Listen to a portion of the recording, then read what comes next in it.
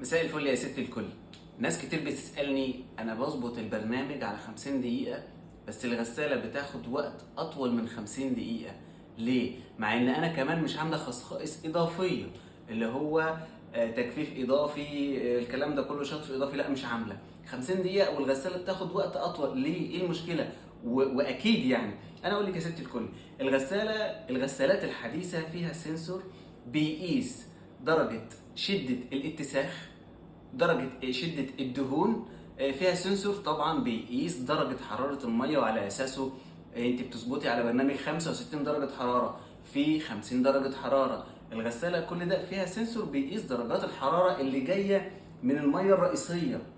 يعني انا لو جايه الميه الرئيسيه عندي سخنه جدا، الغساله نفسها بتتكيف، ما بتعملكيش 65 درجه حراره وكمان انت داخلك مثلا الميه على 10 على درجه حراره 10 كده بقى 75 درجه.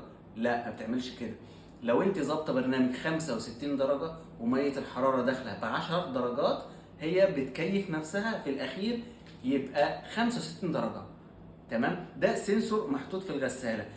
بتطول بقى بناء على انت حاطه كميه اطباق كتيره جدا. مش معقول اللي ترسها مواعين زي اللي حاطه مواعين متوسطه او مواعين خفيفه، درجه الاتساخ والدهون اللي نازله مع الميه الغساله بتقيسها، فبالتالي بتزود مده الدوره علشان خاطر تنظف. كل ده الغساله بتقيسه اوتوماتيك. فانت لما تلاقي نفسك ظابطه على 90 دقيقه وتلاقي الغساله خدت 110 دقيقه، ده عادي جدا، مفيش اي مشكله، الغساله سليمه تماما 100%. وكمان درجه الحراره المحيطه بغساله الاطباق، ناس كتير بتحط غساله الاطباق جنب البوتاجاز، وفي ناس بتحط البوتاجاز فوق الرخامه اللي هو الفوق ده، دي بتعمل درجه حراره، وفي ناس بتحط الثلاجه جنبها. درجه الحراره المحيطه بالغساله هي الغساله بتكيف نفسها.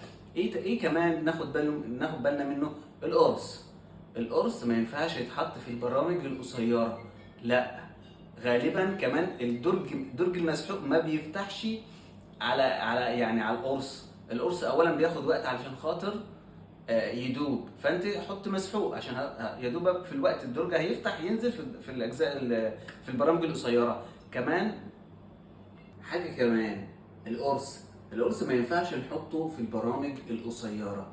ليه؟ لان القرص اصلا في البدايه بياخد وقت على ما يدوب الكيس، الجزء الخارجي من القرص، عشان بعد كده ينزل في ارضيه الغساله. فما ينفعش نحط القرص في البرامج القصيره. تمام. استوب هنا. وبعد كده نرجع نشتكي في صابون في الارضيه، لا المواعين ما اتنضفتش كويس، لا، ولذلك الخطوه دي بنستخدم فيها مسحوق بودر. هنا بقى بتنفعنا ايه؟ الملح اللي حطيناه والملمع اللي حطيناه احتياطي، مع ان احنا بنستخدم اقراص بنحطه اول مره لما الغساله تبقى جديده. البرامج الصغيره غالبا ما بيكونش فيها تجفيف، بالغساله بنفتحها علشان خاطر اول ما البرنامج بيخلص ده بيساعد على التجفيف. ان شاء الله استنونا في فيديوهات كتيره عصائر منيخ.